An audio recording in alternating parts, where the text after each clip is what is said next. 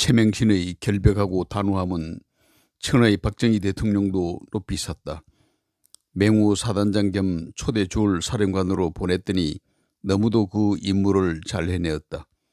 4년간의 임기가 끝나고 2군 사령관으로 귀국했는데도 그 인기는 지금의 윤석열 못지않았다. 유신헌법에 대한 반대의 소신이 분명함을 직접 확인한 박정희는 내 무덤에 침을 뱉으라며 지속적인 국가 발전을 위해 최명신을 참모총장에 임명하는 대신 직원 대여섯밖에 안 되는 스웨덴 대사로 유배시킨다. 최명신은 국립현충원에 묻히면서도 멋진 드라마를 연출했다. 장군의 묘역을 피해 병사들과 함께 안장해 줄 것을 마지막 유언으로 남겨 지금 파울 장병 묘소에 묻혔다. 누구라 함부로 그를 흉내 낼 수 있을 것인가. 장례식 때 최 교수라는 어떤 사람이 세간에 알려졌을 때 최명신의 인생은 또 한 번 돋보였다. 6.25 당시 북한군 대남 유격대 총사령관 길원파를 강원도에서 생포했을 때 사상 전향을 거부하고 김일성이 하사한 권총으로 자결할 수 있게 해달라는 제안을 들어주면서 그가 마지막으로 부탁한 당시 14세의 소년을 자기 동생으로 입적시켜 서울대 교수로 키웠다는 사실이다. 단 한 가지, 그 빈틈없는 애국자 최명신이 헤아리지 못한 실수가 있다면 임동원을 살려준 점이다. 평북 위원군 신성고 2학년생 임동원은 인민군 학도병으로 징집되어 6.25에 참전하였으나 최명신의 포로로 붙잡혔다. 최명신은 어린 그를 불쌍하게 생각하여 육사 13기로 입교시 신원보증을 서준 것이다. 임동원의 신성고 1년 선배로 후일 김일성 정치대학을 졸업한 탈북자 김영학의 증언이다. 임동원이 북측의 협조를 시작한 것은 90년 남북고위회담에서 참석 시 그의 생모와 여동생을 보통강 호텔 지하에서 상봉하면서부터였다. 92년 평양에서 개최된 남북고위회담 시 발생한 대통령 훈련 조작 사건이 바로 임동원의 작품이라고 이동복이 수뢰했다. 이후 임동원은 김대중과 합류하고 97년 12월 김대중은 대통령에 당선되었다. 한참이 지났지만 남측으로부터 아무 소식이 없자 김정일은 김대중이 남로당 6호 당원이라는 사실과 71년부터 김일성의 지시로 자금을 지원해왔던 조총련 중앙위원장 출신 김병식을 비롯하여 관계 인물들로 하여금 상세한 내용을 폭로하게 한다. 결국 2004 남북 정상회담 조건으로 30억 불을 제공키로 하고 이후 임동원 국정원장은 현대 자금을 제외하고도 그동안 김대중이 일본에서 비밀리에 관리해왔던 30여 년간 축적된 15억 유로의 자금을 김정남을 통하여 김정일에 전달했다. 6.15 당시 김정일이 김대중에 맨 처음 물은 게 임동원의 안부였다는 것이 심부름 근거였고 이후 90분간 차 안에서의 밀담을 미 CIA는 재생했다. 토사구팽 배은망덕은 은혜를 원수로 갚는다는 뜻이다. 이준석은 그 전형이다. 늙은이들을 사정없이 공개하는 것은 그렇다 치고 2030이 제 전유물인 것처럼 쥐락펴락하는 발언은 유시민과 진중권에 이어 대한민국 3대 싸가지라는 세평을 받기에 족하다. 그마저도 자선이라고 생각하고 하버드 출신의 반반한 젊음을 사준 게 박근혜였다.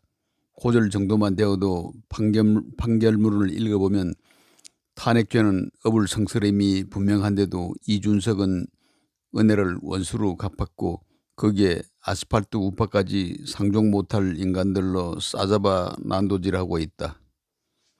그런 이준석을 원죄를 함께 짊어진 조중동 언론이 뒷배되어 밀어준다.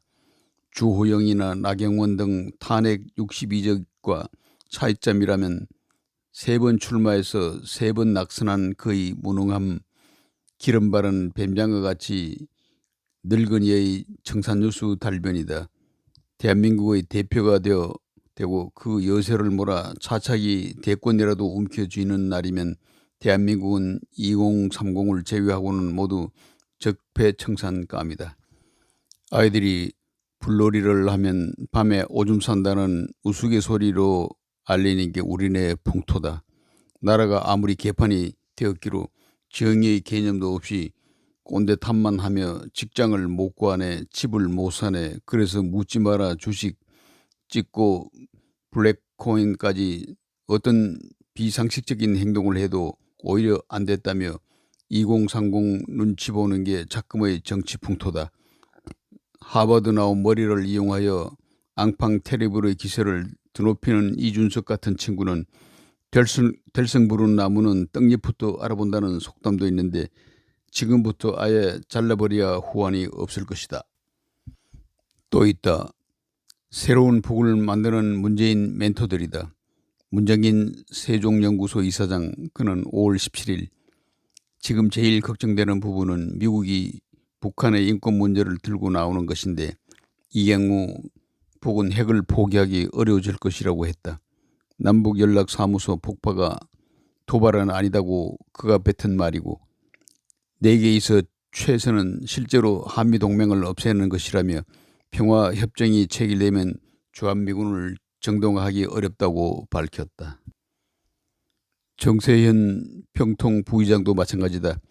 2004년 김정일 위원장이 북핵이라는 무모한 선택을 할 사람이 아니다라고 한 이후 겨우 2년 뒤 김정일은 첫 핵실험을 했으며 2015년 북의 지뢰에 우리 군인이 다리를 잃었는데도 박근혜 정부의 대북정책 전환을 촉구하는 역발상의 전략이라고 하더니 3대째 김정은은 김정남 독살은 권력 속성상 어쩔 수 없는 일로 감싸고 삶은 쏘대가리 모욕을 당하게 만든 것은 미국이라고 진범으로 지목했다.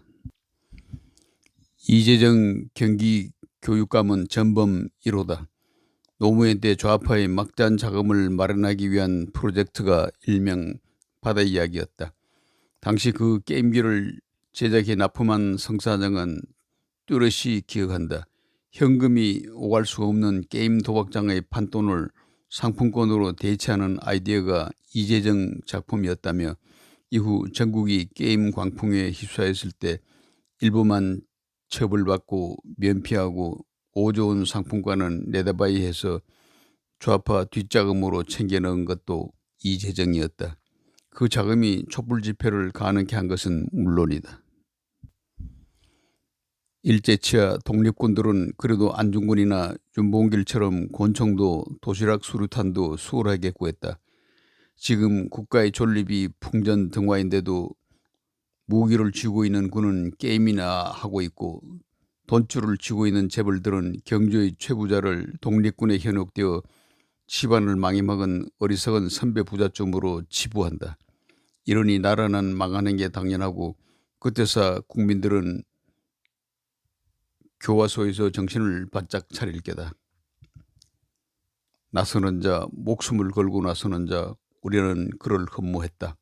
임동원을 쏘고 이준석을 찌르며 문정인과 정세현, 이재정을 도륙하는 자를 우리는 영웅으로 받들어야 한다. 그리고 더 센 역적들은 천천히, 아주 천천히 고통을 당해야 한다. 누가 말했다. 길로틴은 11세기부터 고통을 빨리 없애주는 프랑스 박애주의자의 사물이라고. 그래서 우리는 단두대 설치를 반대한다. 2021년 5월 23일 우리는 꼴랑 그런 나라가 아니다. 프록 전두환 대통령 각하. 국사에 전념하신 가운데 각하의 존재 더욱 건승하심을 앙축하나이다. 각하께서도 아시다시피 본인은 교도소 재수 생활이 2년 반에 이르러 싸운데 본래의 지병인 고관절 변형, 이명 등으로 고초를 겪고 있어 치료받기를 갈망하고 있습니다. 본인은 각하께서 출국만 허락해 주신다면 미국에서 2, 3년간 체류하면서 완전한 치료를 받고자 희망하온데 허가해 주시면 감사천만이겠습니다.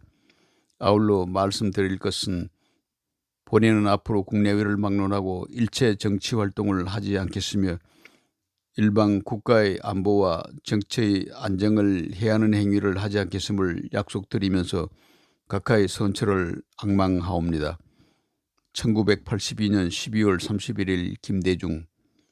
국가원로에 서신 179-1호 이호근 방송.